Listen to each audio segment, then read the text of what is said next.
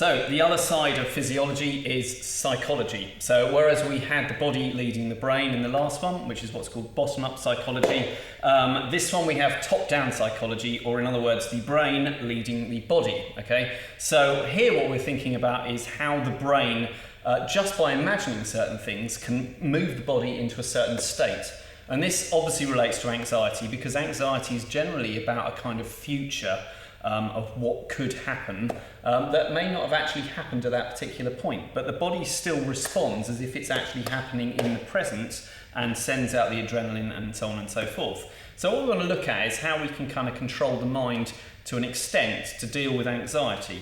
And as you can imagine, there is a wealth of different techniques that we could be drawing on in terms of psychology. I'm actually going to just look at three different things that I find very useful in terms of the brain and anxiety. And the first of these are what we call submodalities. There are various therapies that make good use of submodalities and focus in on them, and one of them is neuro-linguistic programming, or NLP, but submodalities are not confined to just therapies. The reality is that we process the world basically with these submodalities, and I'll just explain some of them. These are the kind of basic ones. We basically process the world through our senses. We have the visual sense, we have olfactory, which is smell, we have gustatory, which is taste, we have auditory, which is hearing, and we have kinesthetic, which is touching and feeling. And these are the main senses. There are other ones like proprioception and various things, but we'll just stick with the fundamental senses. And for each of these senses, we can actually split them up into various kind of ways that we process this information. Now, from a visual perspective, when we imagine something like a really bad performance happening, and in fact, let's not do that first of all. Let's just think of your least favourite food, okay? Now, if you think of your least favourite food, the thing that really disgusts you, mine is going to be undercooked parsnips, for example, or beetroot. Now, for some people, that might be your favourite food, but for me, ugh. Now, when I think about that food, and I'm going to do it with beetroot, actually, when I imagine it, what I picture it is, I picture it very close to me, first of all. The next thing I think about when I'm picturing it is a still image. It's not moving at all, okay? But it is shiny and gleaming. And when I picture it as well, I picture it fully in colour. And when I picture it, I tend to think of it actually fully associated, as if I'm looking directly at it, okay, with my own eyes. Now, interestingly, if I start thinking about my least favourite food, and you should do this exercise yourself as well, all right? If I change some of these submodalities, like whether it is blurry or clear, whether it is close or far away, whether it is moving or still, colour or black and white, dissociated, as in looking at yourself looking at the thing, or completely associated, as if you're looking at it, it actually alters our kind of image of it, and it also kind of alters the feeling that we have from it. So if I actually take my least favourite food, again I will go with the beetroot rather than the parsnips, and I make it black and white in my head, and I move it further away from me, and I blur it, I look at it, for example, as if I'm looking at it myself, looking at the beetroot, I can actually take away a great deal of the yuckiness that I feel about that particular food. No offence to beetroots or beetroot lovers.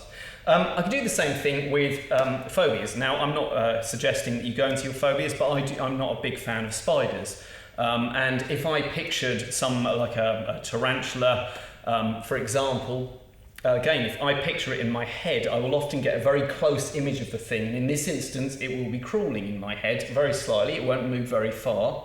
And it will be fully in colour, and I will again be looking associated at it. Now, if I again do all these different things, and this works for me, it might be that when you think about your least favourite food, for example, it's in black and white, and it might be a whole different set of submodalities. Generally, there are patterns that tend to occur. Usually it is close, usually it can be in colour, usually it is associated, and by pushing it away, disassociating it, draining of its colour, it takes away a lot of the kind of like the feeling around it. So it's a way of kind of shifting how you think about it.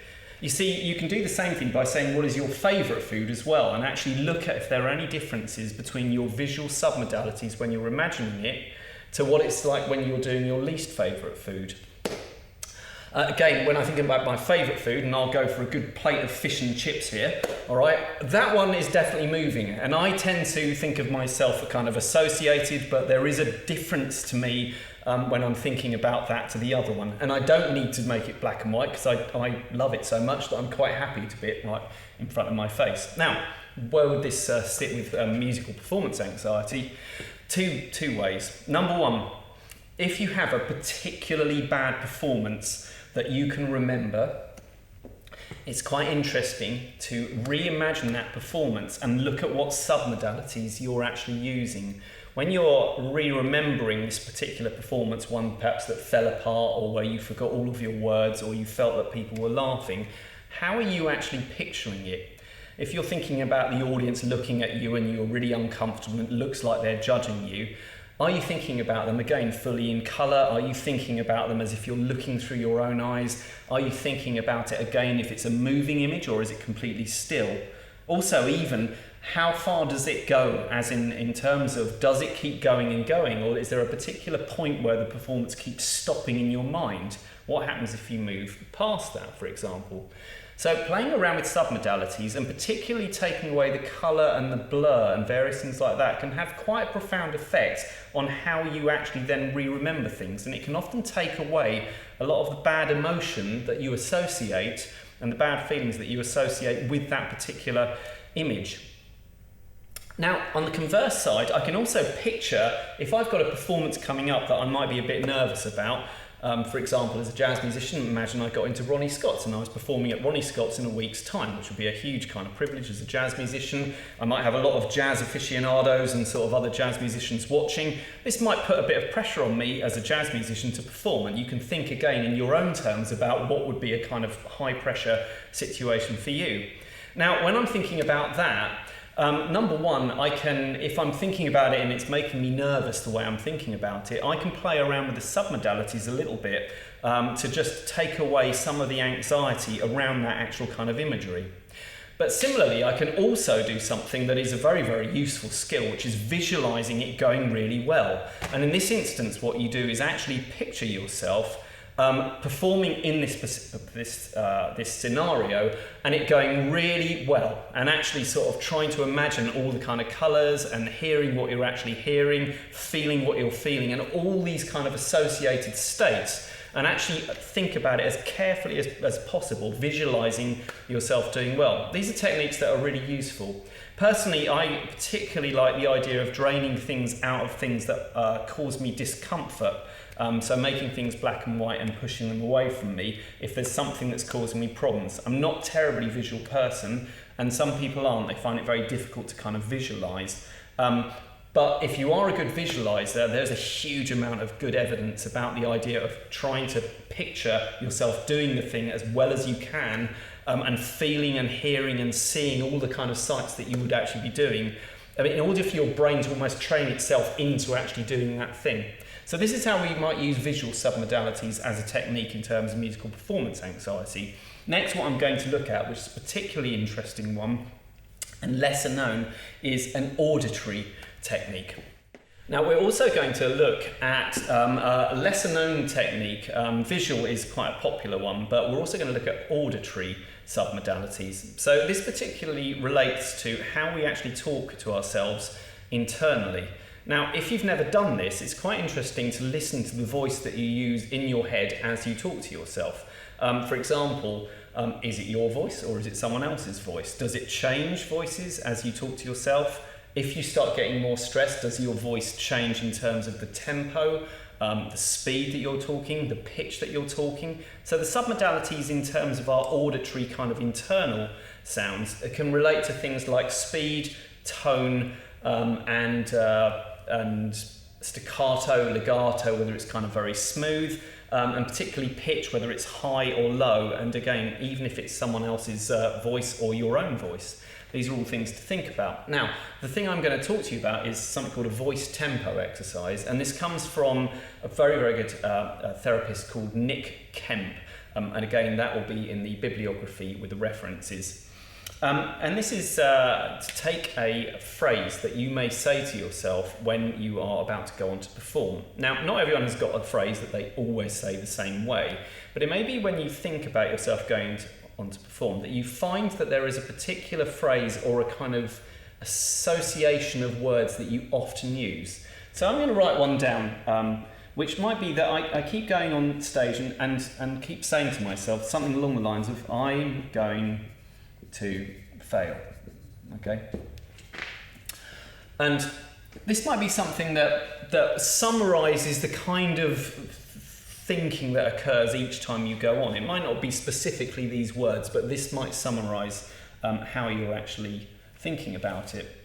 Now, what we're going to do here is, if you can find a phrase that you find that you tend to say to yourself a lot, you're going to first of all just say it normally in your head and actually listen to how you say it. Again, is it a kind of high-pitched voice? Is it a low-pitched voice?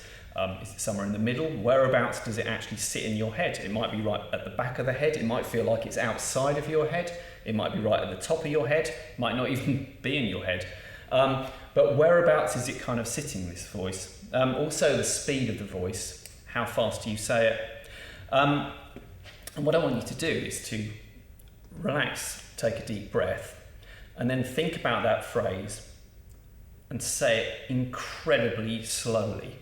Now, in fact, if I split this, take away this, and we're going to have it as I am going to fail, all right? In my head, what I'm going to do is this kind of tempo. I am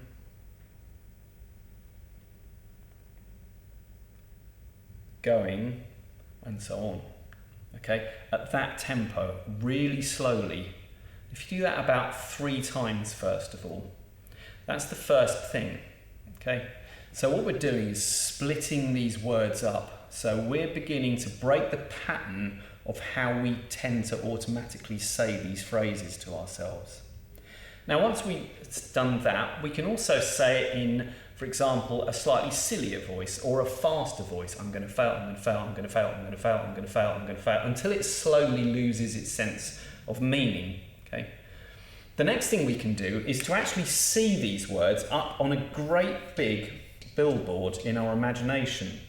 And what we can do is then break the words up in a really odd way. I am going to fail. Once I've done that with that phrase, I might come back one more time and just do the very, very slow technique. I am, and all of this is done in your imagination.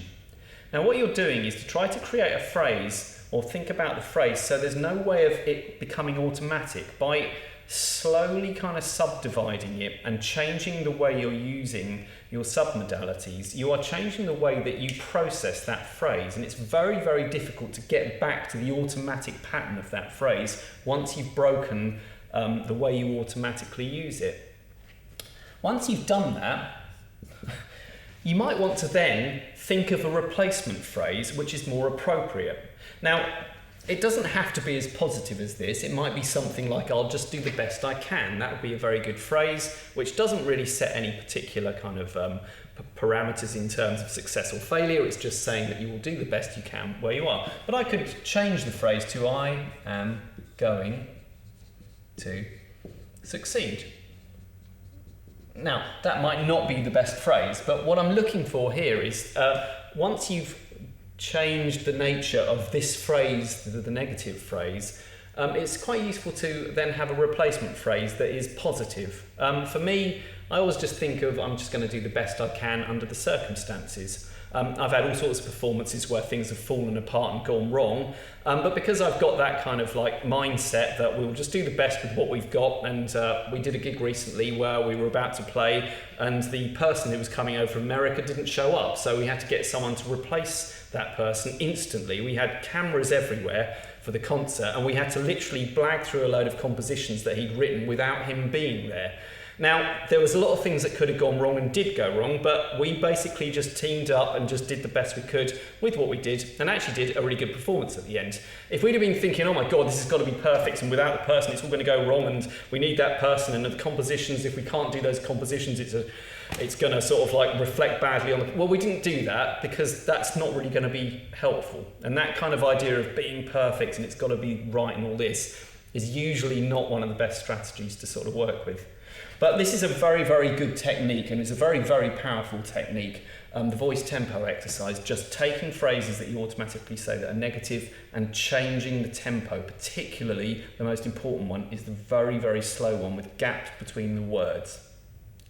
Okay, as well as submodalities and the use of our kind of imagination to think about our sense perceptions, there is one other thing which is a very important aspect of dealing with anxiety, and that is questioning our own thoughts. Now, CBT, or cognitive behavioural therapy, obviously goes into this as the central way that it actually deals with people's issues. And this is again, there's a rigorous kind of way of questioning thoughts with very specific kind of strategic questioning and a syntax behind it. I just want to think of one quick thing that you could consider, and I just want to give you a scenario with which to do it. Say I was doing a performance and I thought it had gone very well, and there was an audience and they were all applauding, but I look out at the audience and there is one person just sitting there looking fairly cross in the middle of the audience. Now, if I'm someone that is rather insecure about myself as a performer and I get anxious, I might read this in a particular way that this person doesn't like what I've actually performed.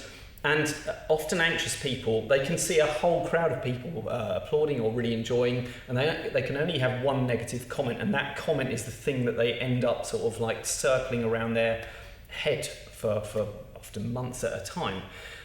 This is a kind of interesting bit of what's called kind of cognitive distortion, where the one negative thing is the thing that they actually take back with them, and all of this positive energy they kind of almost ignore.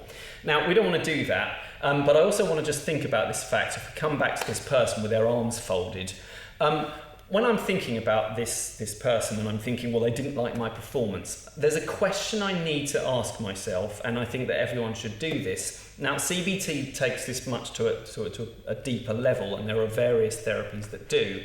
But I need to ask myself, is this really true? This is the question I can use always when I'm trying to interpret events that seem negative. For example, how many different ways could there be that this person who is sitting with their arms folded have got nothing to do with the actual performance that I've given? It may be that person just got some very bad news before the concert, or they've got something very difficult to do after the concert, or they have a stomach ache, or all manner of different things. So this is one of the things I tend to do is if I feel that there is a kind of like an event that's going on in terms of performance where I feel that there's some sort of negative energy going on, I tend to ask myself, and I find this very useful, is this really true what I'm actually doing? Do I really know that this person or this particular circumstance is against me?